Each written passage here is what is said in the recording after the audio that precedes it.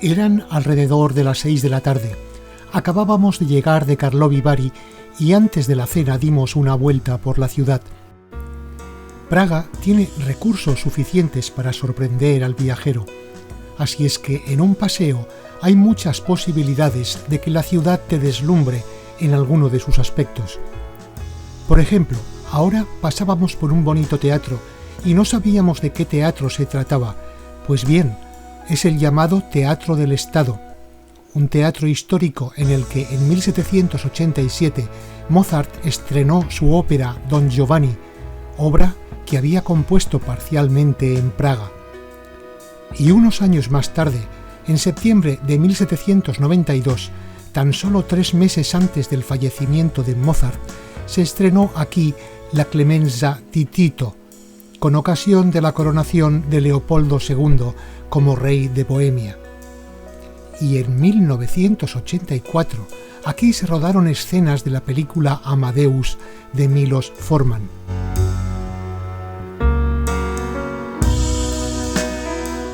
Y este otro inmueble alberga un casino, pero es un hermoso edificio barroco del siglo XVIII, el Severin Palace.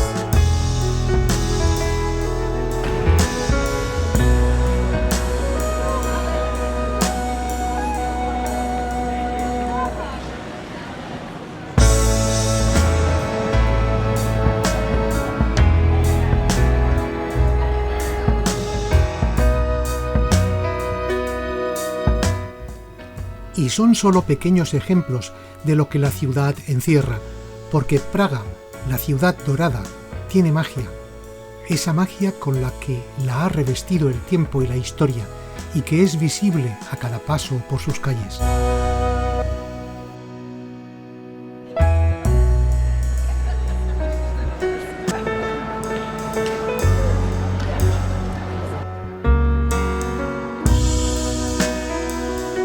No es extraño que muchos directores de cine busquen en sus calles escenarios para recrear ambientes del París medieval, de la Viena del siglo XVIII o del Londres del XIX. Praga es un buen lugar para crear atmósferas de otras épocas.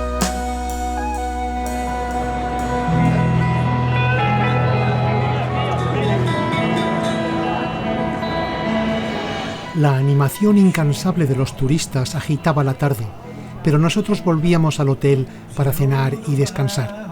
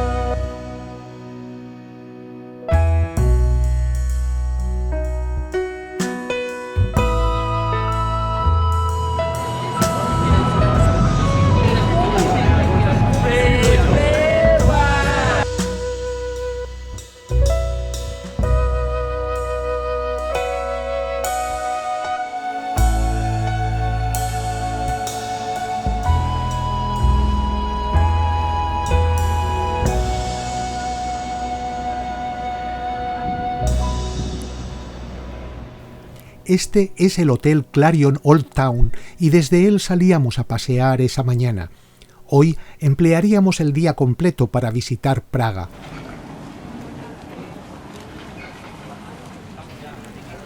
Y empezaríamos yendo al cementerio judío de Praga, que no estaba lejos, pero durante el trayecto a pie registramos con nuestra mirada lo que la arquitectura de la ciudad nos mostraba. Edificios de arquitectura ecléctica, probablemente de mitad del siglo XIX, época en la que caen en desuso las normas que imponía el neoclasicismo y que coartaban la libertad de los arquitectos con sus cánones estrictos.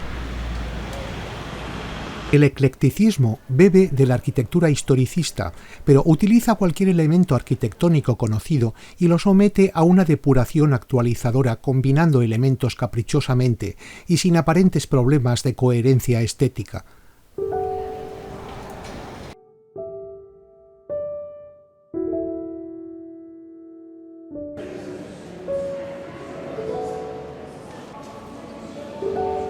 Pero llegábamos al cementerio judío de Praga, y nada más entrar, escritos con letra pequeña y apretada en las paredes, estaban los nombres de los judíos de los protectorados de Bohemia y Moravia muertos en el Holocausto.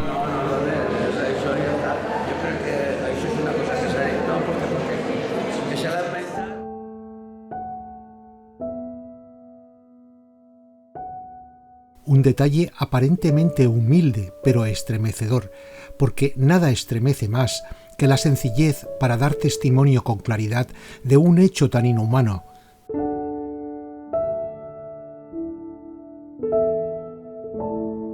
Este cementerio judío de Praga fue utilizado desde el siglo XV hasta casi finales del XVIII. La tumba más antigua data de 1439.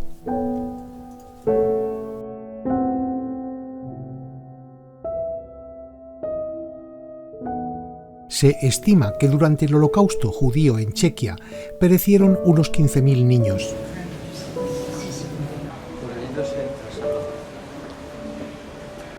Aquí había unos paneles que, bajo el título de Viajes sin retorno, explicaban la deportación de los judíos que habitaban en los protectorados de Bohemia y Moravia. Desde octubre de 1941 en adelante, dicha deportación había sido precedida por un número de medidas discriminatorias y regulaciones: exclusión de la sociedad, pérdida de empleo y de los medios de vida, confiscación de propiedades, registros y la humillación de vestir una vergonzosa estrella amarilla con la palabra Jud, judío.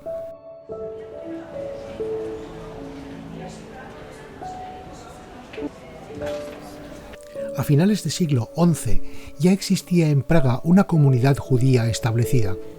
Esta ciudad fue uno de los centros más importantes para los judíos en Europa.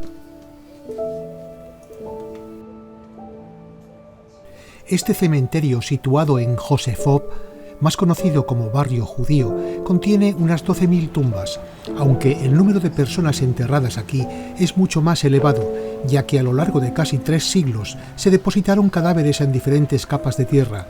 Se estima que hay enterradas más de 100.000 personas.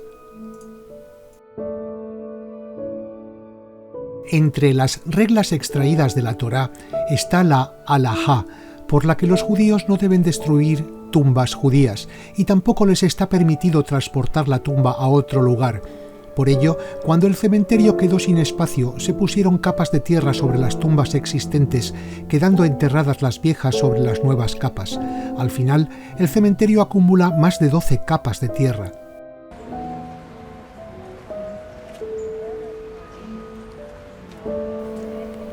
Este cementerio aparece en el libelo antisemita Los sabios de Sion, publicado por primera vez en 1902 en la Rusia zarista, con el objetivo de justificar los pogromos que sufrían los judíos.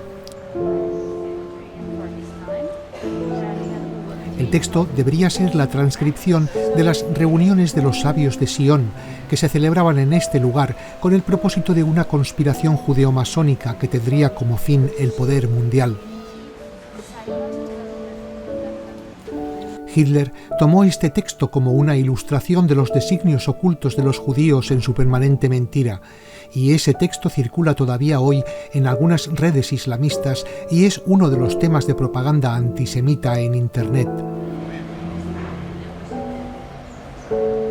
En 1921, el diario británico The Times demostró que se trataba de un plagio de la obra Diálogo en el infierno entre Maquiavelo y Montesquieu de Maurice Joly, en el que se relataba un complot de Napoleón III para dominar el mundo.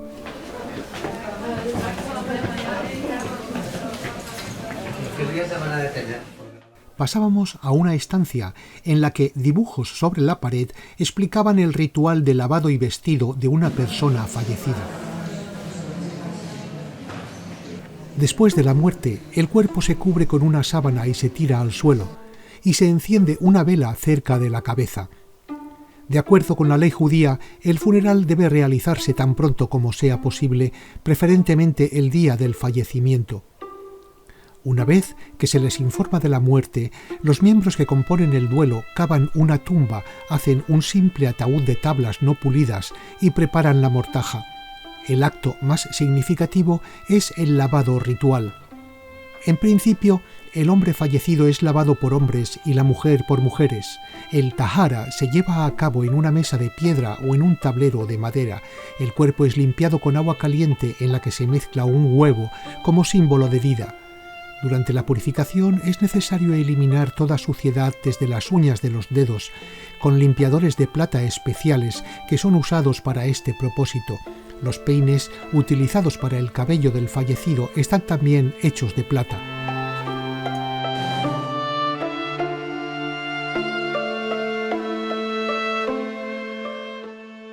Después que el cuerpo ha sido lavado, es rociado con vino.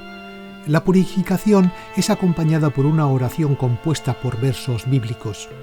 El cuerpo se viste con la ropa interior, una camisa, calcetines y un sudario que se mantiene unido con un cinturón. Todas las prendas superiores están hechas de lino blanco. El cuerpo del hombre, además, está envuelto en un chal de oración del que se ha eliminado una de las franjas. Es colocado en el ataúd y rociado con tierra de Tierra Santa. El judaísmo prohíbe la colocación de joyas y decoraciones en el ataúd. No debe haber diferencia entre las mortajas de un rico y un pobre. Las oraciones y actos relacionados con la preparación del cuerpo para el entierro expresan la fe en la resurrección.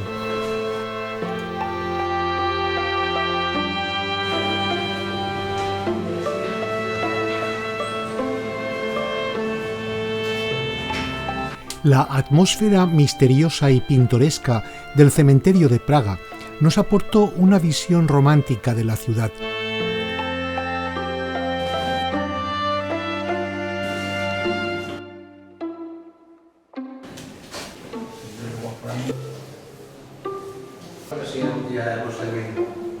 ¿Quién te lo preguntó? Benjamín, que están allí en la plaza de Pelota, vamos a estudiar aquí. Pues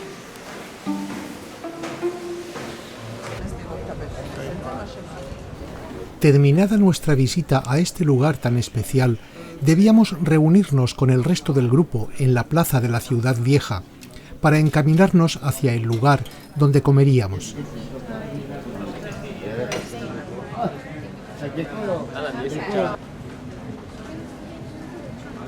La energía que emanaba la ciudad no decaía.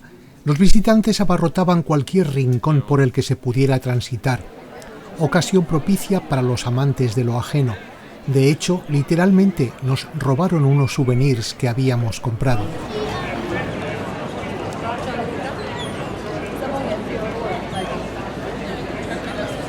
Sin embargo, el magnífico espectáculo de Praga no nos defraudó en ningún momento y pudimos gozar de él durante el paseo.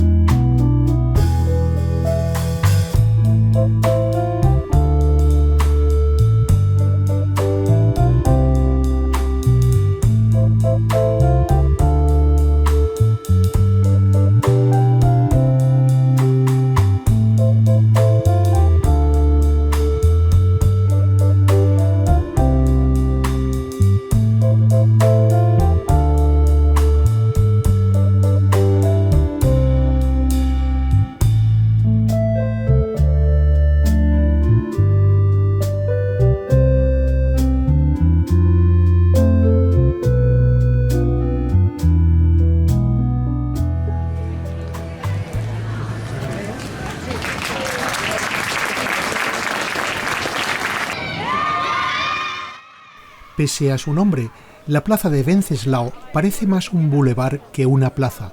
En uno de sus extremos está el Museo Nacional Checo, en un edificio de estilo neoclásico, y frente a él la estatua del príncipe Wenceslao, patrón de Bohemia, realizada en 1912.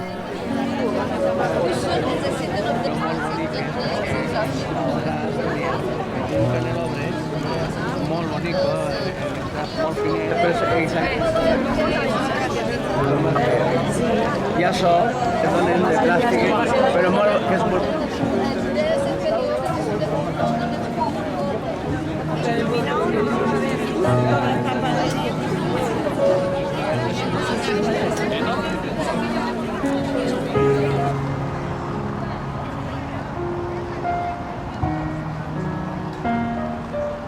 Este es un lugar de celebraciones públicas, y aquí han ocurrido muchos sucesos históricos.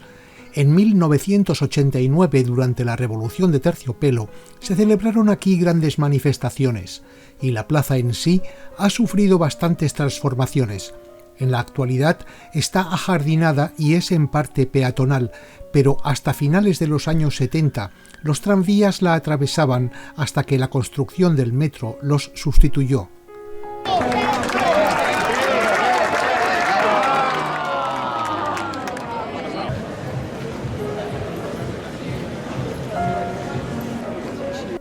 Seguíamos caminando sobre las calles empedradas de Praga bajo una tenue llovizna que apenas nos mojaba. La temperatura era de unos 25 grados ese día y era agradable pasear.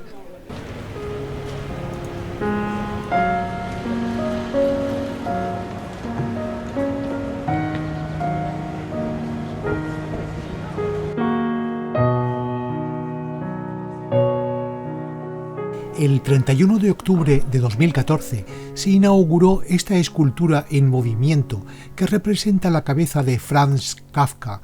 Es obra del artista David Czerny y está situada en la Avenida Nacional Narodny Trida, sobre una estación de metro y frente a un centro comercial llamado Quadrio.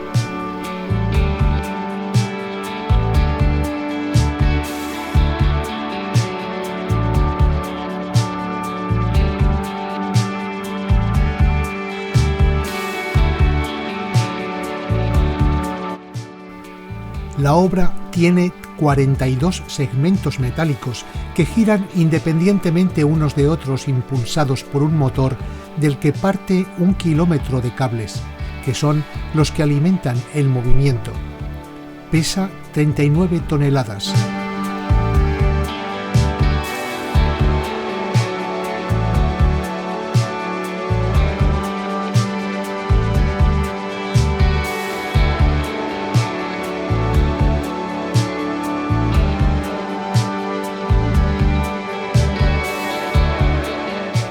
El continuo movimiento de las placas intenta representar la metamorfosis de Kafka en vivo. El efecto es espectacular. David Czerny, el artista, es conocido por su militancia anticomunista y hay varias esculturas suyas en Praga.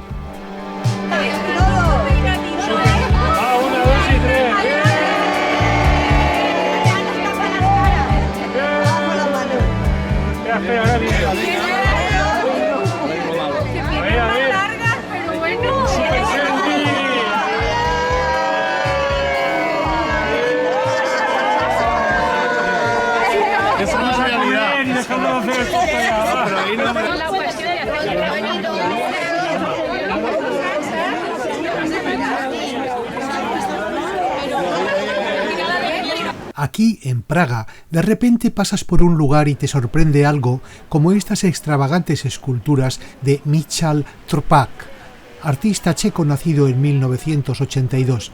Así es Praga, con pequeños toques trágicamente absurdos que te sorprenden.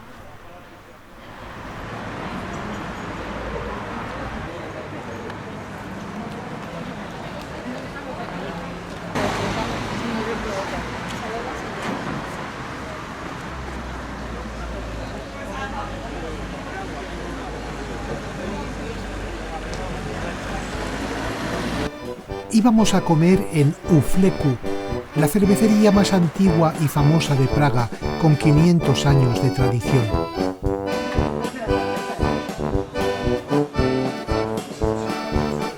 El local posee varias estancias denominadas Academies.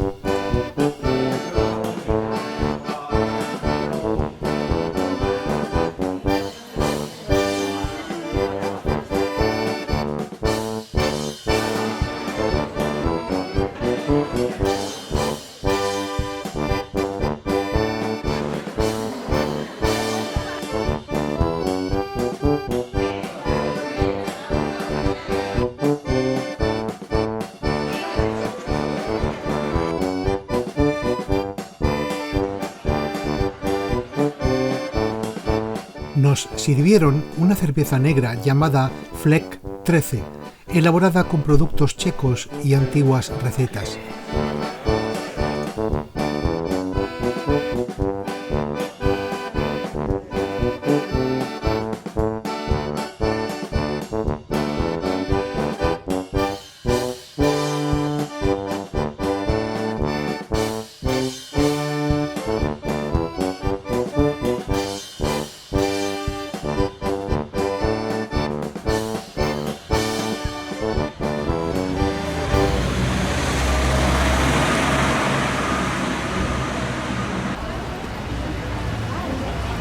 Entre edificios Art Nouveau destaca la llamada Casa Danzante, nombrada inicialmente Fred and Ginger por el arquitecto canadiense Frank Gehry, que la diseñó en colaboración con el arquitecto checo-croata Vlado Milunik.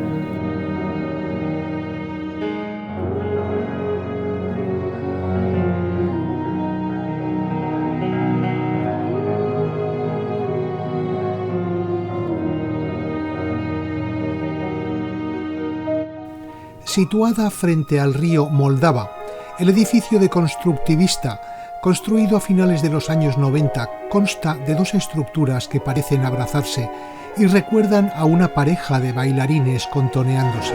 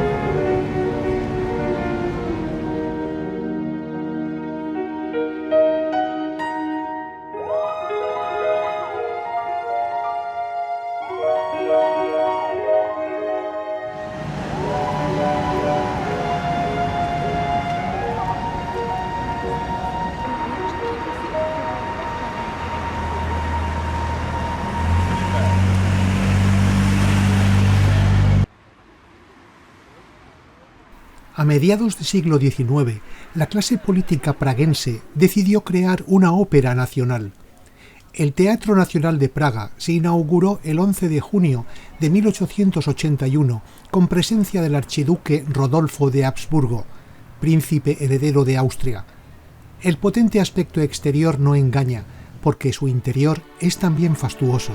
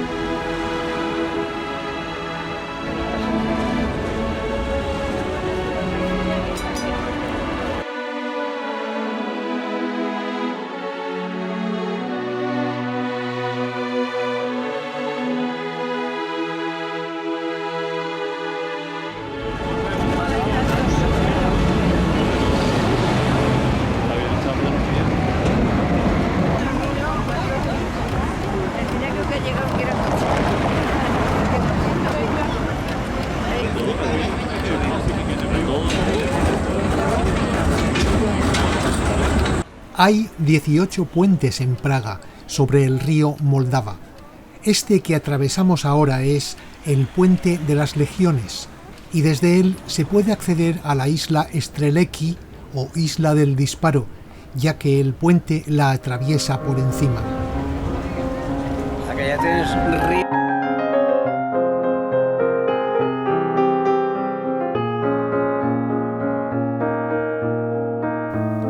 El compositor bohemio Bedřich Smetana es conocido por su obra Mi Patria, compuesta por 6 poemas sinfónicos y escrita en el llamado estilo de música nacionalista, que se puso de moda a finales del siglo XIX. Smetana es considerado como el padre de la música checa. Una parte de esa obra toma el nombre del río Moldava, el río más largo de la República Checa, y el poema describe musicalmente el curso del río.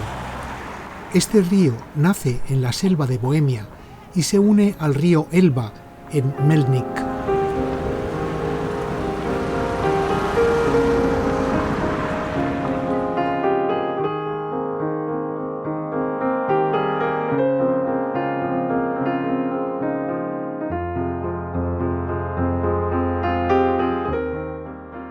El escritor Franz Kafka utilizó un cierto tipo de lógica alucinada para analizar las situaciones de los individuos dentro de los sistemas arbitrarios de las sociedades modernas.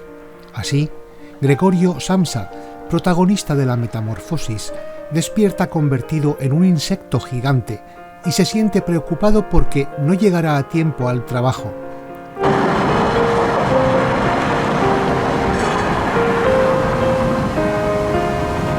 Ese pensamiento circular al que es sometido el ciudadano, con situaciones innecesariamente complicadas como los laberintos burocráticos o la red de obstáculos con recorridos ilógicos que abocan necesariamente a la frustración y el fracaso.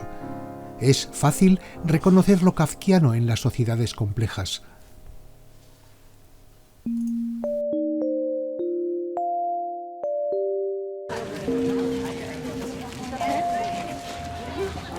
En la isla de Kampa encontramos estas esculturas de bronce de bebés gigantes, gateando, que son también del artista checo David Černý. Los bebés no tienen rostro, solo un rectángulo en la cara que semeja a un chip, lo que les hace parecer máquinas.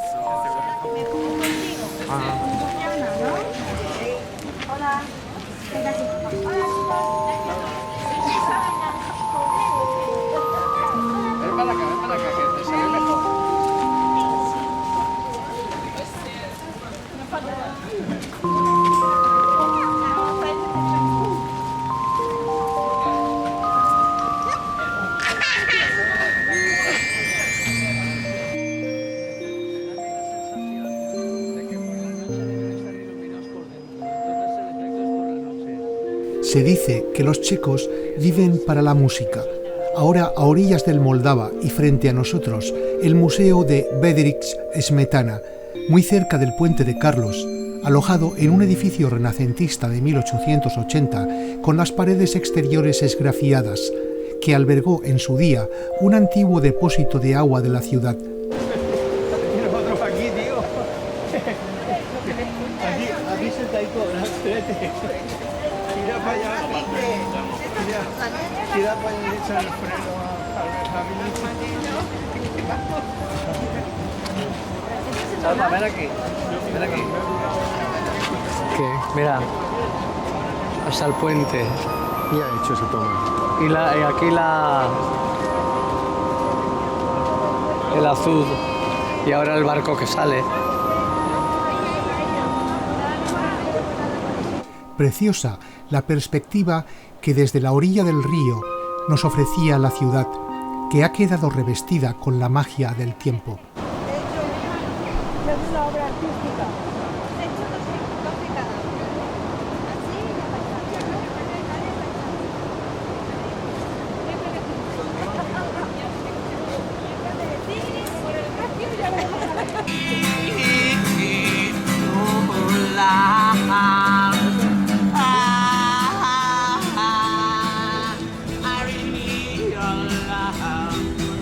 Estábamos caminando por la isla de Campa y pasando por detrás del palacete de Liechtenstein, que no hay que confundir con el Palacio de Liechtenstein, que alberga el actual Conservatorio de Música de Praga y está en el corazón de Malá Strana.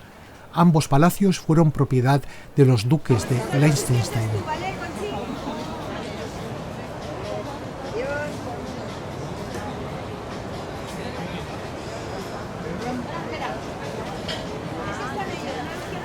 Llegábamos al pie del concurrido puente de Carlos, que atravesaríamos por segunda vez.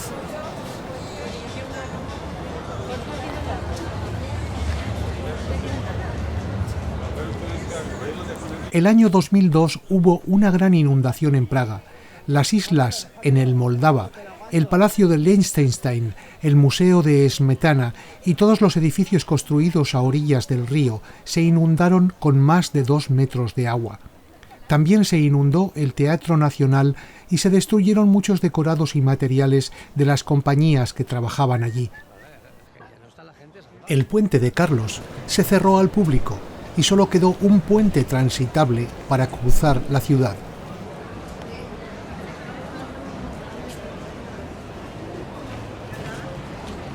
Ahora accederíamos por una escalera lateral.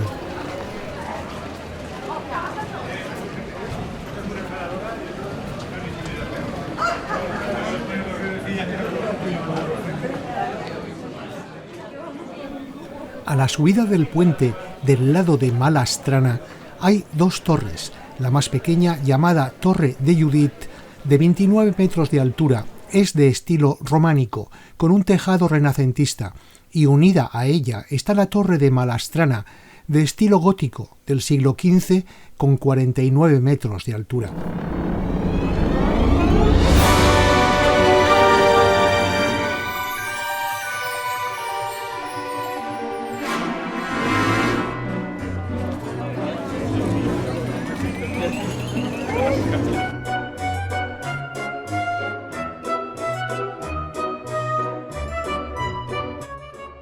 Cruzar el puente de Carlos en Praga es unirse a una multitud que a cualquier hora lo atraviesa. Se construyó en 1357 para sustituir al puente de Judit, destruido por las inundaciones. Hasta 1741 este era el único puente que cruzaba el río. La terraza esa, no me digas ahí en primera vista el puente de Carlos ahí. Sí, y los edificios que hay detrás.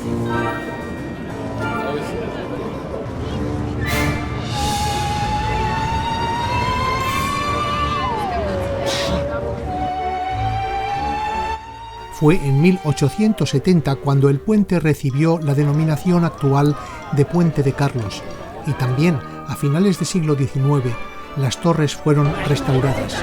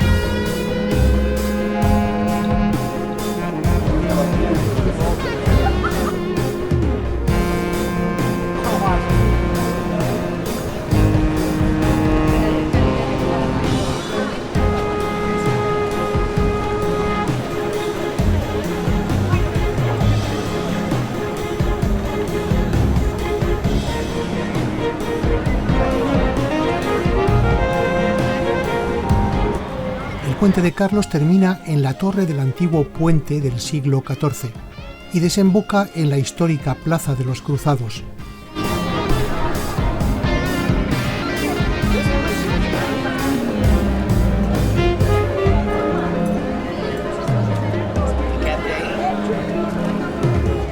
Al fondo podemos ver el histórico viñedo de San Venceslao, por el que habíamos pasado el día anterior al bajar del castillo.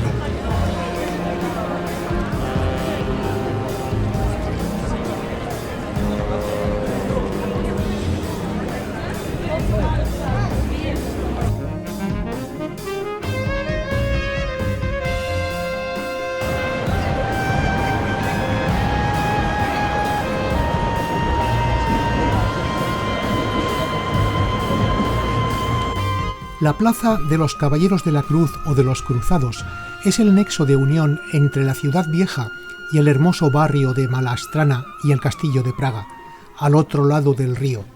Podríamos decir que esta plaza condensa la majestuosidad de Praga. Contiene dos iglesias barrocas y la estatua de Carlos IV que la preside. Desafortunadamente la atraviesa una calle con intenso tráfico urbano.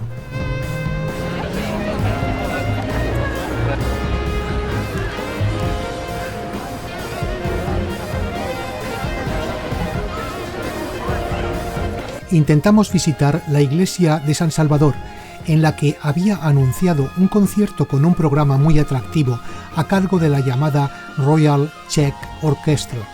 La iglesia estaba cerrada. Esta iglesia forma parte del Clementinum, que en sus orígenes fue la sede de la Universidad de Carlos. Luego, en el siglo XVI, fue ocupado por los jesuitas, que construyeron un gran complejo. Actualmente, el Clementinum alberga la Biblioteca Nacional de Praga.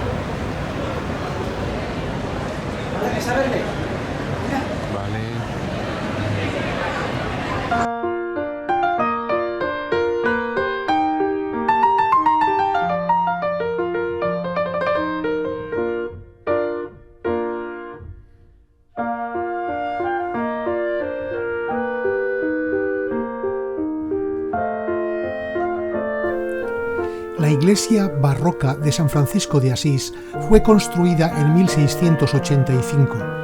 El fresco de la bóveda representa el juicio final.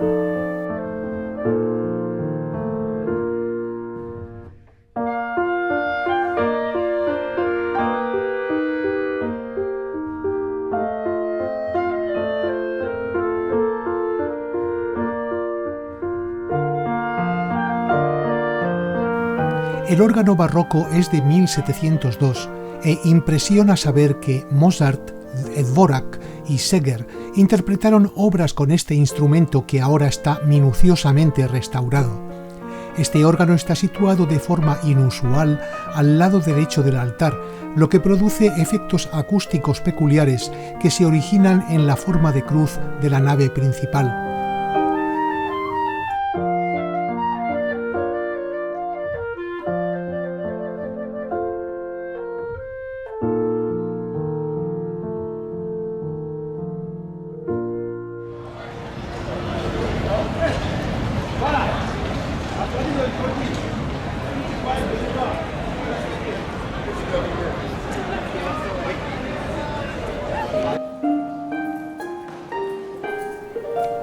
Visitamos también la Catedral de San Clemente, ya situada en la calle Karlova. Este es un templo católico de rito bizantino.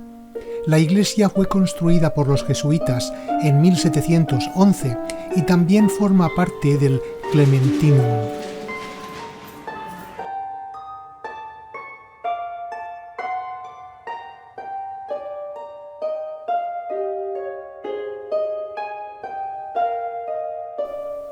En esta iglesia se practica el rito bizantino en antiguo eslavo y ucraniano.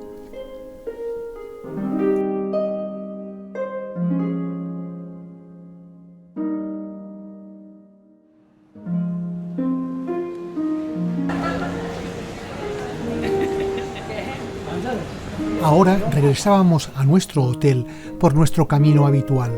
Cruzando la Torre de la Pólvora salíamos a la Plaza de la República y por la Avenida de la Revolución llegábamos al río y a nuestro hotel Clarion Old Town. El día había sido intenso, pero todavía nos quedaba una última sorpresa. Cenaríamos a bordo de uno de los barcos de recreo que transitan por el Moldava a su paso por Praga.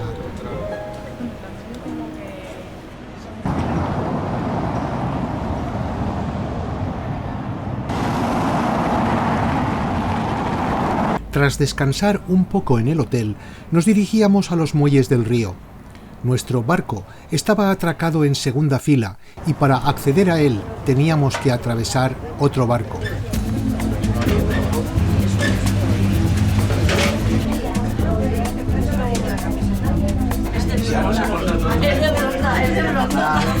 Venga, chicos, vamos a brindar. Venga, va, que vamos a brindar, vamos. Pues, venga, brindamos. Yo no puedo. Bueno, nos lo bebemos nosotras. Mira, Juanma sonríe. Sonríe que luego dices que te saco enfadado. Wow. ¿Tú crees que hay motivo o no? Ay. Venga, va, que es la última noche, por favor. Venga, chicos, por vosotros. Por vosotros. Sí.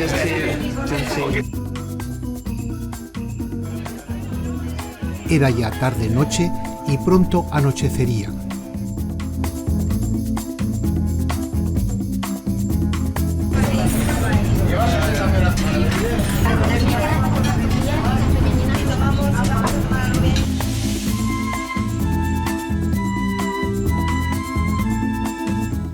Kafka dijo que Praga no te suelta, es una madrecita que tiene garras. Por sus ventanas defenestró a enviados imperiales y resulta a veces misteriosa, pero te subyugan sus edificios, palacios, murallas, iglesias, jardines.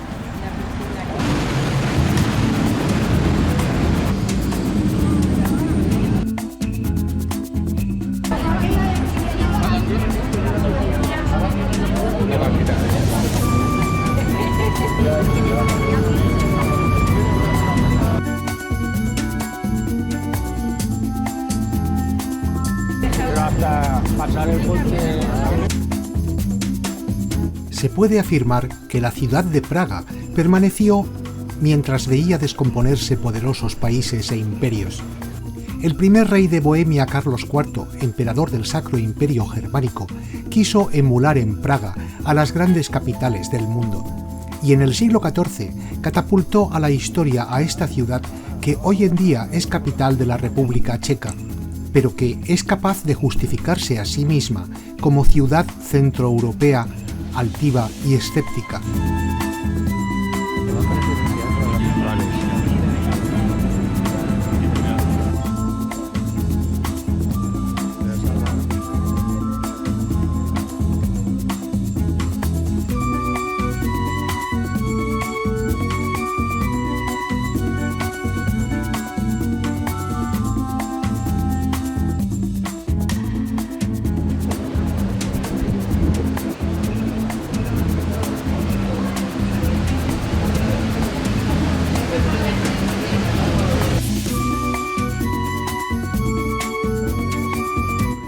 Caminar por Praga es recorrer la historia de una ciudad que sobrevivió a un pasado turbio y violento, habitado por invasiones, epidemias y saqueos desde Oriente y Occidente. Praga fue el prólogo que preparó Hitler para la Segunda Guerra Mundial, y luego los rusos la ocuparon hace algo más de 50 años para aplastar una conmovedora rebelión primaveral por la que quería librarse de la telaraña soviética.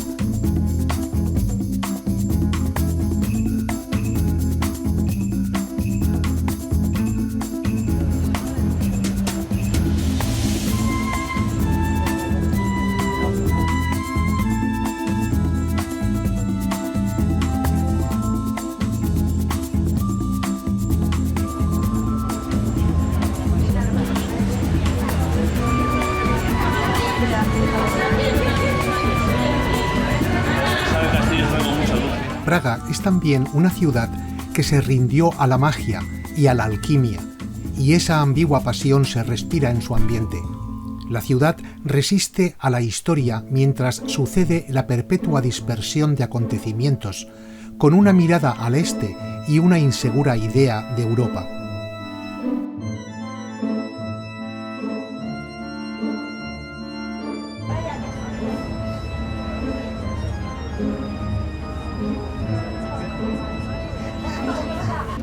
Con la cúpula dorada. Ven a la cámara, ¿sabes?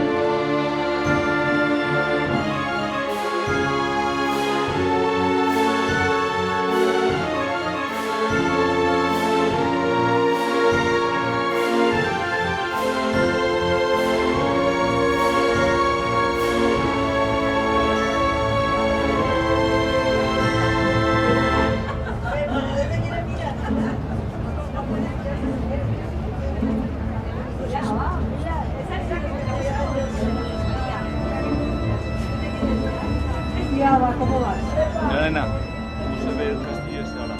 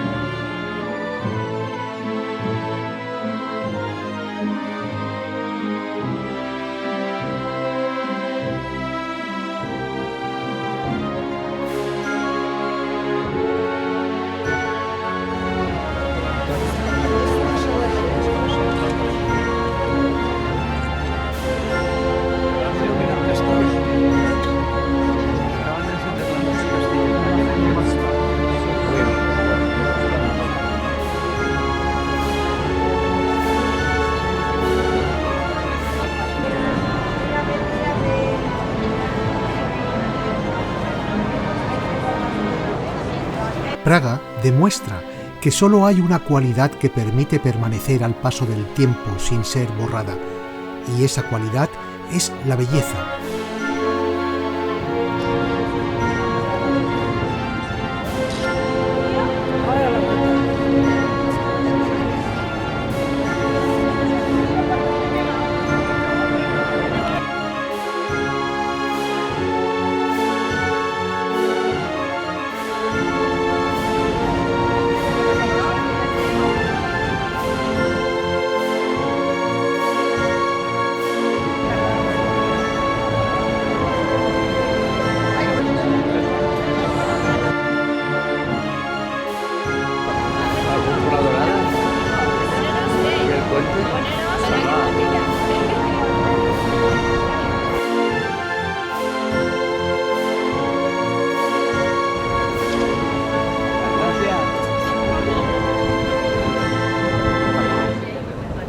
Hay un hilo conductor que emulsiona para dar coherencia a los elementos que componen Praga y que habíamos podido percibir bajando desde el castillo hacia Malaestrana y sus preciosos jardines, tras atravesar el puente de Carlos y sumergirnos en la ciudad vieja para poder asistir ante el reloj astronómico a la procesión de los apóstoles.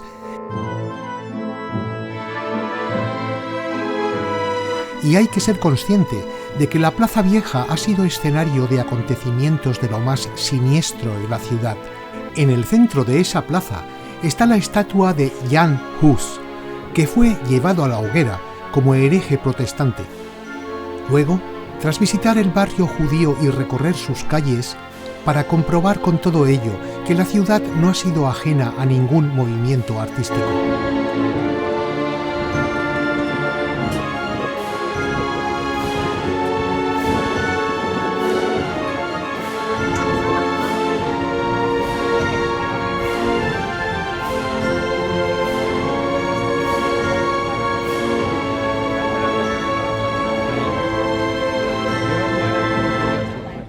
curiosa ciudad por la que sin salir de ella atraviesas varias fronteras y puedes ver rasgos eslavos con su gravedad alemana y también la penetrante conciencia judía. Sin embargo, hay una cierta coherencia en todo ello, como también la hay en su arquitectura, que une el medievo con el barroco y el neoclasicismo con el art déco.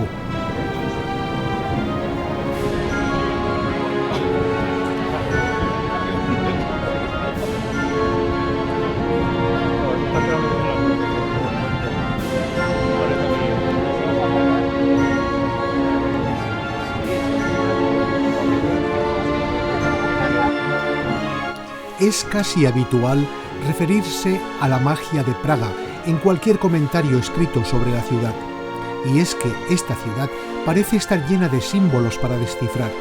Así, el golem de Praga, ese muñeco hecho con barro del Moldava y al que el rabino Loev insufló vida mediante un proceso de alta hechicería, un muñeco incapaz de hablar y que carece de alma, y cuyos restos, según la leyenda checa, están todavía guardados en un ataúd en el ático de la sinagoga Staranová, en Praga, y que en caso necesario puede ser devuelto a la vida.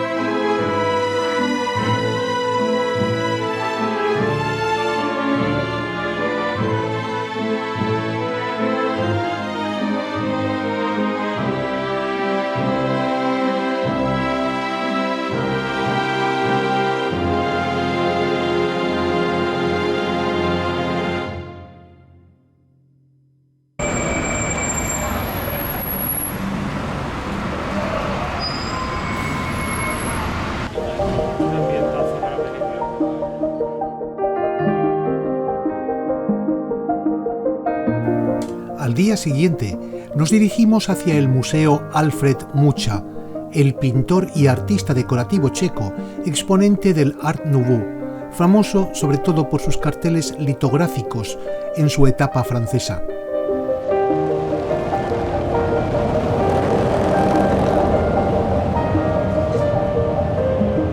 Y frente al museo, situado al lado de la Embajada de Brasil, nos llamó la atención la decoración Art Nouveau de este hotel.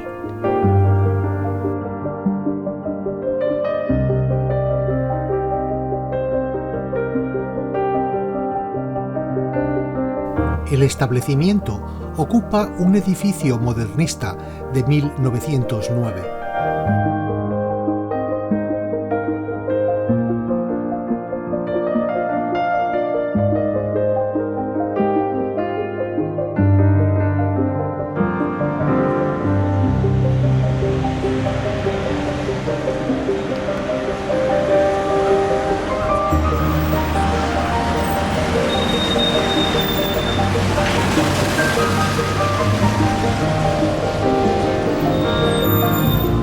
Pero ya nos estábamos despidiendo de Praga, así es que, tras recoger las maletas en el hotel, subíamos al autobús.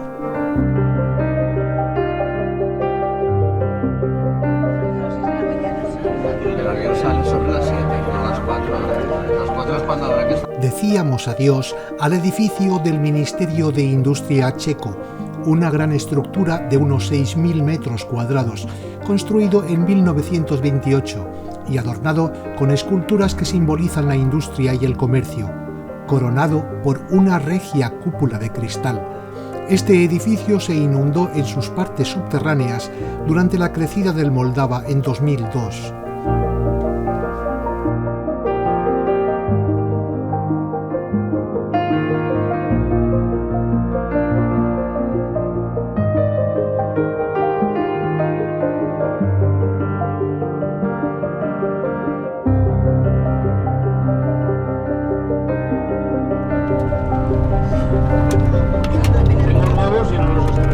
Aunque Praga no es una ciudad excesivamente cara, sin embargo la vivienda sí lo es.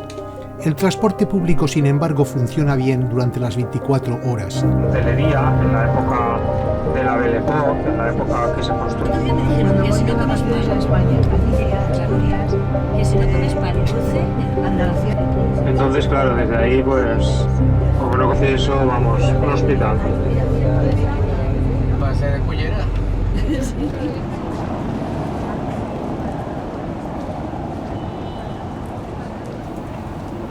Teníamos que comer antes de tomar el avión y lo hicimos en un restaurante en el enclave del monasterio Strahov.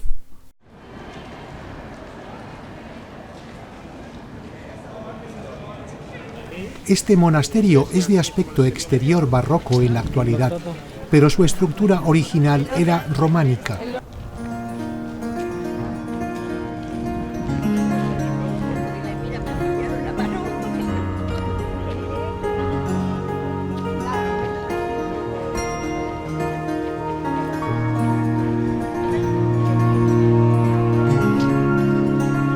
Situado en una colina sobre el Moldava, se aprecia una hermosa panorámica de Praga y frente a esta colina y relativamente cerca está el monte Petrín, con su mirador acristalado sobre una estructura metálica.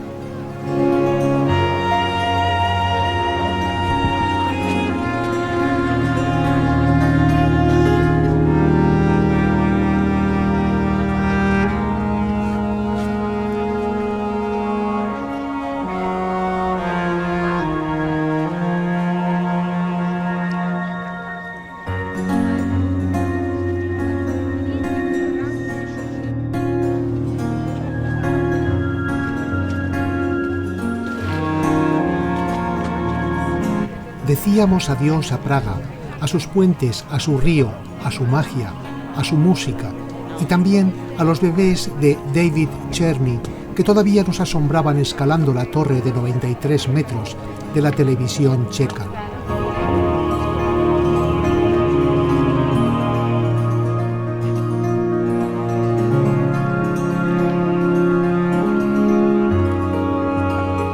Y aquí está la iglesia de la Asunción de la Virgen, que posee un órgano en el que se cuenta que Mozart improvisó una melodía en una de sus visitas a la ciudad. La iglesia no está abierta al público, solo puede vislumbrarse a través de un panel de cristal. El monasterio alberga una gran biblioteca que se distribuye entre dos salas, la teológica y la filosófica. Los monjes poseen una fábrica de cerveza llamada de San Norberto.